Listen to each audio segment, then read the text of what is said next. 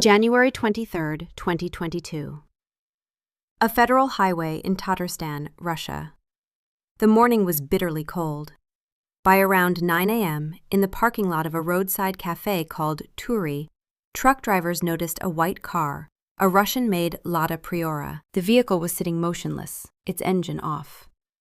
Because of the freezing temperature, the windows were covered with a thick layer of frost, making it impossible to see clearly inside the cabin. One of the long-haul drivers walked over to the car and looked inside. In the driver's seat was a man who showed no reaction to anything happening outside. When police arrived, they found that the doors were locked from the inside. After the vehicle was opened, paramedics confirmed the man had passed away. He was identified as 25-year-old Timur Porov. An injury under the chin indicated the use of a firearm, and investigators later concluded that he had taken his own life. Inside the Priora, officers found 2 hunting shotguns. One was positioned vertically, wedged between the man's knees, while the second lay on the back seat. On his right hand, forensic specialists noted a wedding ring. The metal was new, still without scratches, standing out against his dark clothing. According to documents, Timur lived in the village of Massacre, located about 12 miles from the city of Naberaya Chelny. While the investigative team on the highway documented the weapons and the position of the body, life in Melikez appeared unchanged on the surface. Officers from Yalabuga did not yet realize that their discovery was only the final chapter of a story that had begun just a few hours earlier, less than 12 miles away. The true scale of the tragedy would only become clear later that evening, when on Central Street in the village, 2 separate investigations would lead to the same place, forever, destroying the reputation of Timur Porov's so-called model home. To understand what was happening in Massacre at the same time as the events on the highway, investigators had to reconstruct the actions of Elira Shirava, Alsu's mother. The Sunday morning of January 23rd began with a sense of unease. She tried calling her daughter at 9 o'clock and again at 10 o'clock, but there was no answer. Also went unanswered, considering that the dead wedding celebration had lasted for several days. At first it could have been explained as exhaustion after the festivities. But a growing feeling that something was wrong made Elira decide to go to her son-in-law's house herself later that evening. The house on Central Street greeted her with silence. In the yard was a husky, but unlike its usual behavior, the dog did not bark at the approaching person. The gate was closed, yet the front door to the living area was unlocked. Elira stepped inside at around 5 p.m. The air inside was cold, and the stillness felt wrong for a house that had been full of guests just the day before. The first thing she saw, after entering the living space on the second floor above the garage, was blood on the floor. In one of the rooms, Elira found the bodies of Alu and Sabrina. The 2 young women were lying motionless, their clothes and the surfaces around them soaked in blood. Alsu's mother immediately called emergency services. When officers and paramedics arrived, they confirmed that both women had passed away. Sabrina, Alsu's niece, was only 18 years old. She had come from the city of Ivk, to help the family organize the celebration and clean up. Afterward, the investigative team began examining the scene. Almost at the same time, officers identified the owner of the white lot of Priora found earlier on the direct highway. It quickly became clear that what had happened inside the house and what had happened on the road were parts of the same chain of events. In a village where people were used to trusting their neighbors, the arrival of several patrol cars and investigators became the first sign that the reputation of the Prokhorov family, long considered exemplary, had collided with the reality that could not be hidden behind a tall fence. Forensic. Specialists working inside the house on Central Street started with a detailed documentation of the injuries. A later medical examination confirmed that Alsu's death was the result of multiple stab wounds. More than 10 knife strikes were counted on her body. The direction and force of the blows showed that the attacker acted with extreme intensity, leaving no chance for defense or escape. Sabrina, who was in the same living area, suffered 2 wounds that also proved fatal. Experts noted a difference in the nature of the attack. While the injuries inflicted on Alsu suggested uncontrolled rage, Sabrina's wounds appeared to indicate an attempt to quickly silence a witness. One of the most important details of the inspection was the absence of any signs of forced entry. The doors and windows were intact, all locks were working properly, and there were no indications of a struggle near the entrance. This meant the person responsible either had keys or was inside the house legally. The only visible damage was found in the living area, where a metal gun safe had been forced open using brute strength. Deep dents and scratches on the surface suggested the use of a pry bar or another heavy metal tool. The safe belonged to Timur's father, Radek Prorov. Even though he lived in Naberezhnya, Chelny, his hunting firearms were stored in the house in the village. After checking the contents, investigators determined that 2 smooth-bore shotguns were missing. Those same weapons would later be found inside the car on the highway next to Timur's body. Near the broken safe, detectives also found the pry bar, which later tested positive for biological traces belonging to someone who lived in the house. Investigators compared all the evidence: the locked perimeter from the inside, the specific choice of victims, and the deliberate break-in of the weapon storage. The theory of a random intruder began to fall apart within the first hours. Everything pointed to the fact that the person responsible acted in a state that combined chaotic aggression toward his wife with a calculated preparation for taking his own life. Nothing of value was missing from the house except the firearms, and the wedding gifts remained untouched. The story of the Prokhorov family in the village of Malachus began with a large construction project. Many years earlier, Radek Prorov moved his sons Arur and Timur from the city of Dam, Naberezhnya Chelny, to the village. The family bought a plot of land on Central Street where an old wooden house once stood. It was demolished so they could build a 2-story brick home from the ground up. In Melachis, the Prorovs were known as an exceptionally hard-working family.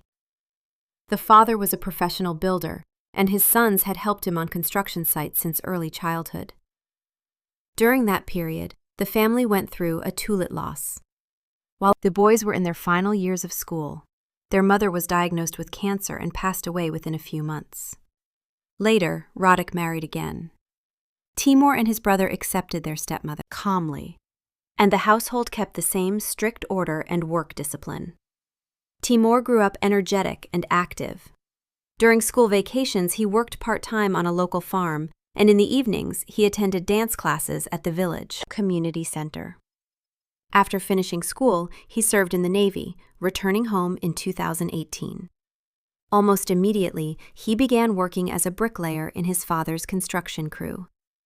The center of the team, family's life remained that same property on Central Street.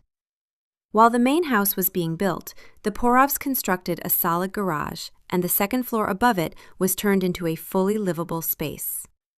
It was there, in the rooms above the vehicle base, that Timur's daily life took shape. By the time he returned from military service, the Prokhorovs were considered one of the most respected and stable families in the village. In the eyes of neighbors, Timur looked like the perfect successor to his father, physically strong, disciplined, and completely devoted to the family's work. The snow in front of their gate was always cleared, and the construction site never stood still. Alsu Shireva's life before the tragedy was marked by a long and difficult struggle with serious health problems. Starting in 7th grade, she had planned to become an economist.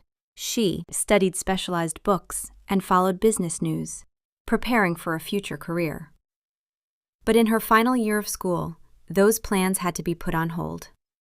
Doctors diagnosed her with acute kidney failure. From that moment on, Alsu's life became a constant cycle of medical treatment. She switched to studying from home and was unable to complete her final exams, leaving her without the diploma required to enter a university. The treatment required enormous effort from the entire family. Al's kidney donor. The surgery and the long recovery that followed stretched on for years. For 8 months, Alsu remained in a hospital in Kazan undergoing hemodialysis, a procedure that artificially filters the blood when the kidneys cannot function on their own.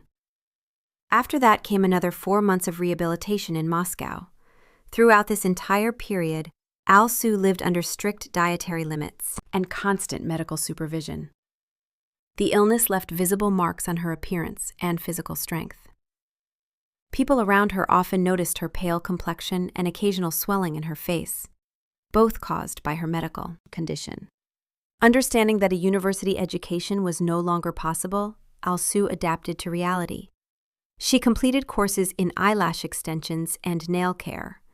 Working from home became her only source of income since serious physical strain was not recommended for her condition. In her mother's house, she set aside a small area as a workspace where her first clients soon began to arrive. Despite her illness, Al-Su wanted to be financially independent. She bought equipment and supplies for her small practice. While her life remained limited to the walls of her parents' home and regular trips to the hospital, Timur and Al-Su met at the local school in Malaysia when he was already preparing to graduate and she was still in the middle grades. Even with a 4-year age difference, they stayed in contact after Timur left for military service. When he returned, Al-Su was preparing for a very complicated surgery. Timur immediately became deeply involved in supporting her. He was the one who drove her to Kazan for medical procedures, asking for time off from construction work when necessary. In the eyes of the village community, this finally secured his reputation as a reliable and selfless man. In 2019, the couple began living together.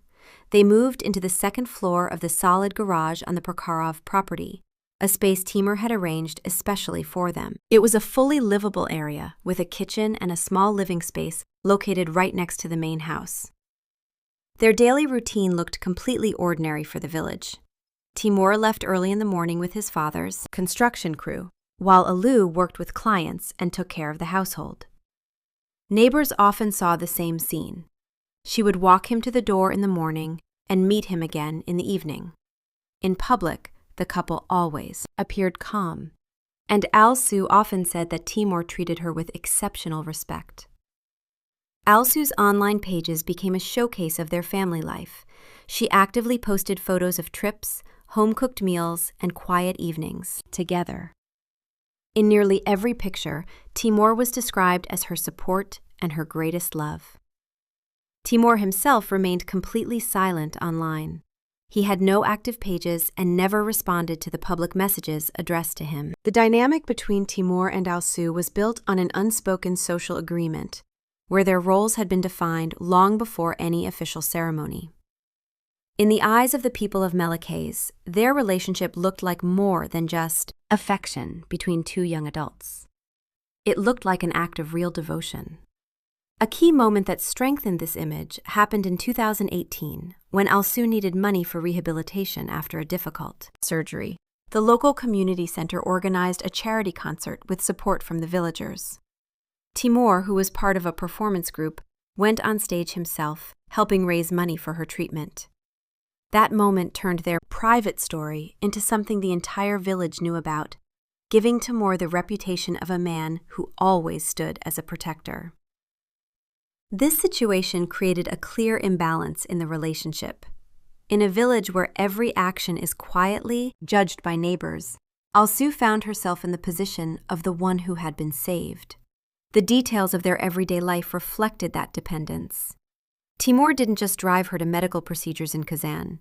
He controlled nearly all of the logistics of her life. Because of her health condition, she could not drive and could not travel long distances on public transportation, which meant that almost every connection she had with the outside world went through him. Living in the space above the garage on the Prokhorov property only emphasized that isolation. The psychological atmosphere inside that living space remained closed off from outsiders. After Timur's father and brother moved to Nabarasnel, the young couple stayed on Central Street, without the direct supervision of older relatives. That gave Timur the role of the sole authority on the property. At the same time, Alu continued to present an image of complete harmony to everyone around her. In conversations with her mother, she repeatedly said that her husband adored her and treated her with deep respect. In the mindset of the village, any complaint about a man who had once helped her through serious illness would have been seen as ingratitude that created a sealed environment where any private conflicts stayed hidden in order to preserve the appearance of a perfect life. Work routines also helped maintain the illusion of stability. Timur spent most of his time on construction, focused on finishing the large brick house that was supposed to become their next home. Alzu, working as a nail technician in the same garage building, formed her own circle of communication among local women. Yet even in those conversations across the manicure table, she never stepped outside the image of a happy bride. Everything in their daily life seemed to be moving toward one final step, officially becoming the Porov family, where the appearance of well-being was a necessary condition for acceptance in the community.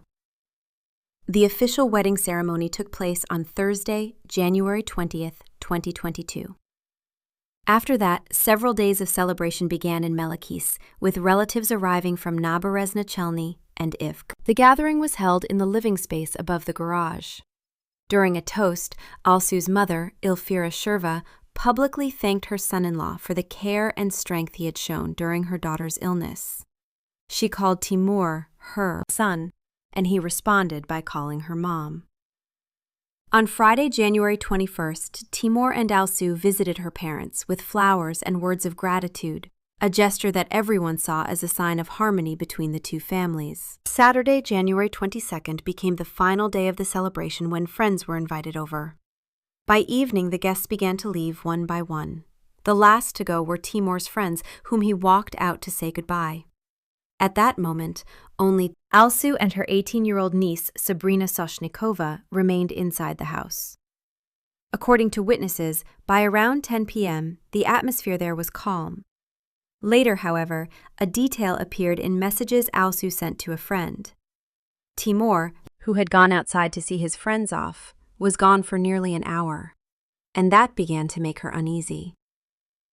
At 2:40 a.m. on January 23rd, also sent her final message to the same friend. The text was short. He came back. "We're going to sleep. Everything's fine. Thanks for the help." The smiley emojis at the end made it seem as if the earlier tension caused by her husband's long absence had completely passed. The help, she mentioned, may have referred to organizing the celebration or coordinating the guests. But what matters more is that at that moment there were no outsiders in the house, and the doors were closed. Sabrina was already in her room, or asleep in the shared living area. Just a few minutes after that message, Alu's activity on social media stopped forever. Inside the house, only 3 people remained. The silence, neighbors later remembered, during those early morning hours stood in sharp contrast to what would soon be recorded in the city of Naberezhny Chelny, where less than an hour later, surveillance cameras would capture the white prior belonging to Porov. At around 3 a.m. on January 23rd, Timur Porov left Melakis. Traffic cameras at the exit of the village and at the entrance to Naberezhny Chelny confirmed the route of his white lot. He drove toward Chulman Avenue. His destination was a rented apartment where a business operating under the cover of a 24-hour spa service was located. Establishments like this usually have security cameras installed, and those recordings later allowed investigators to reconstruct Porov's movements almost minute by minute. Inside the apartment, Timur got into a conflict with a 47-year-old employee. According to the case materials, after receiving the service, the man refused to pay, claiming he had no money. The situation quickly escalated into aggressive behavior. Porov beat the woman and committed an assault with intent. Despite the nature of the place where she worked, the woman immediately contacted law enforcement. This episode became a critical point in the investigation. It showed that Timur was in an unstable state and displaying aggression toward a stranger only hours after his wedding celebration. Investigators later questioned the motive for this visit. If Porov went to the spa after what happened in Melakis, his behavior could be seen as an attempt to distract himself, or to show complete indifference to what he had done.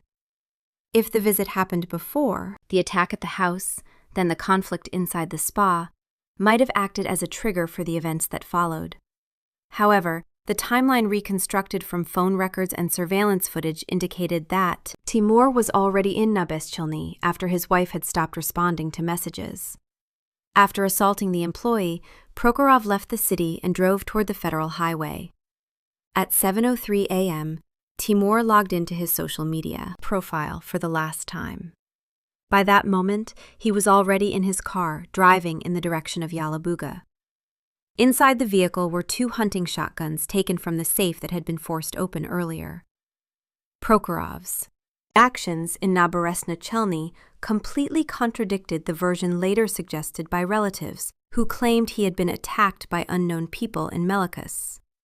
Biological traces he left at the massage apartment, along with surveillance footage, ruled out the possibility that anyone else had been driving his car.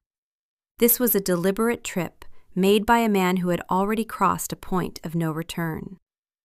Investigative work in Maleki was accompanied by strong resistance, relatives, and local officials. Timur's father, Radik Porov, publicly stated that his son's body showed multiple bruises and injuries that he believed were not related to the gunshot. He claimed that unknown individuals had beaten his son and then shot him. However, Andrei Sheptitsky, an official representative of the investigative committee, rejected that claim. According to the forensic examination, no injuries were found on Prokhorov's body other than those caused by the hunting shotgun. Ballistic analysis confirmed that the shot under the chin could have been fired by Timur himself, indicating that he had taken his own life. Alsa also suggested versions that excluded her son-in-law's responsibility. She spoke about 2 unknown men who, a day before the tragedy, had supposedly been looking for the couple after a minor road conflict. Relatives also mentioned the unusual behavior of the dog, which had not barked during the night. But these statements did not match the objective evidence. Surveillance cameras installed on a neighboring house recorded only one vehicle, Prokhorov's white Priora. No other cars or pedestrians were seen approaching the property during the critical time period. While the family tried to protect Timur's reputation, testimony from another side began to appear in the case. One of the villagers told reporters that her daughter had repeatedly heard shouting and the sounds of arguments while passing by the Prokhorov house. To outsiders, Timur was seen as exemplary, but behind closed doors, the situation looked different.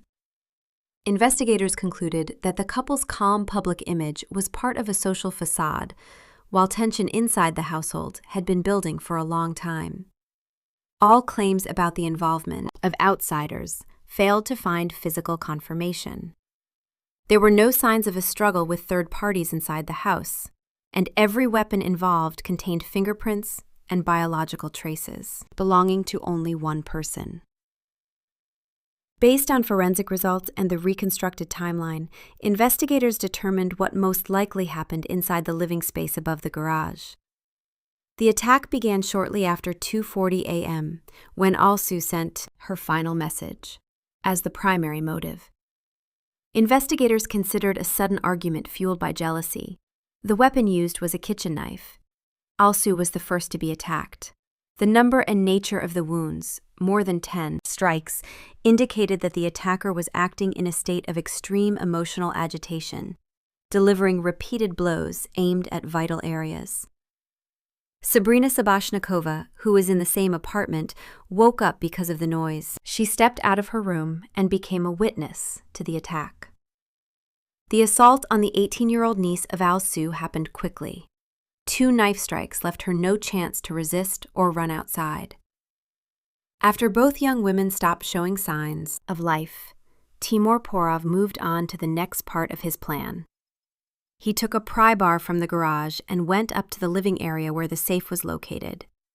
Breaking open the metal box took time. The surface later showed multiple marks from repeated attempts to force the door open. After taking 2 hunting shotguns that belonged to his father, Timur left the house. He got into his car and drove out of the village. His route led toward Naberezhny, and later to the federal highway.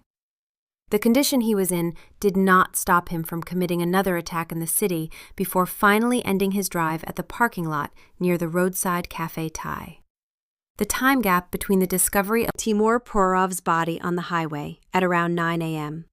and the entry into the house in Meticulously at about 5 p.m. became one of the key factors in the investigation. From the outside, the question seems obvious.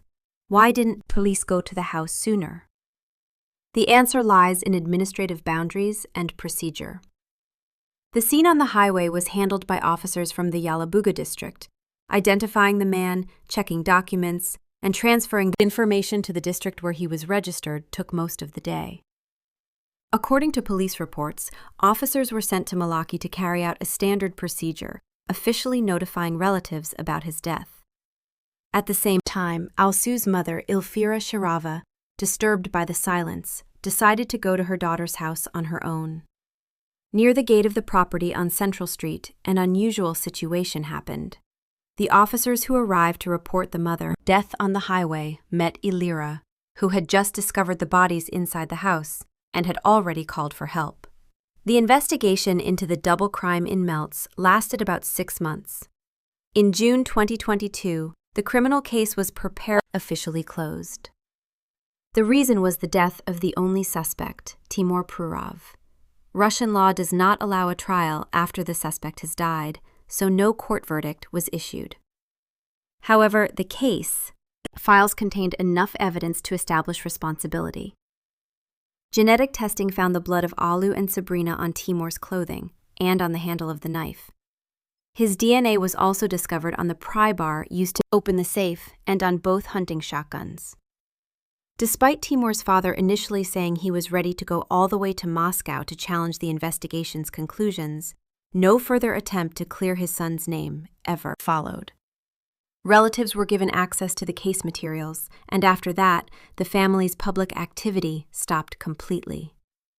The official forensic report confirmed that at the moment of the crime, Timur was not under the influence of any prohibited substances, which made his actions even harder for the villagers to understand. The theory of a mental disorder remained only a speculation from specialists, since no psychological evaluation could be conducted while he was alive. Alsu and Timur were buried side by side at the village cemetery in Melikaz. Around 60 people came to the funeral, nearly the entire village.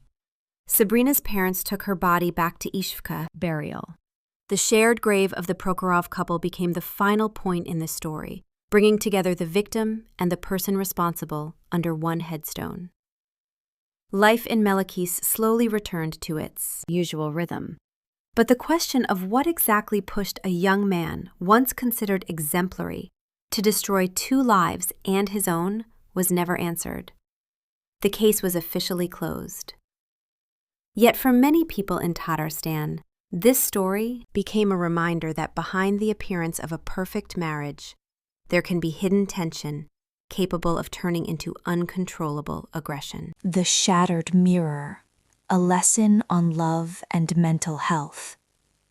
The chilling silence found in a frozen car on a Tatarstan highway is a haunting reminder that the most devastating storms often rage within the human heart. Timur Prokhov, a young man with a new wedding ring still gleaming on his finger, chose a path of no return, leaving behind a story of unspoken pain and shattered dreams. This tragedy serves as a profound educational wake-up call. True strength is not found in silent endurance, but in the courage to seek help. We often hide our struggles behind a mask of normalcy, yet mental health is the foundation upon which every happily ever after must be built. When we ignore the cracks in our emotional well-being, the consequences ripple far beyond ourselves, scarring the families and communities left to pick up the pieces. Let this be a plea for vigilance and compassion. Check on your loved ones, even those who seem to have it all together. Let us foster a world where vulnerability is met with support, not judgment. Your life is an irreplaceable gift, and no shadow is too dark to be reached by a helping hand. Choose to speak, choose to stay, and choose to heal, because your story deserves a better ending.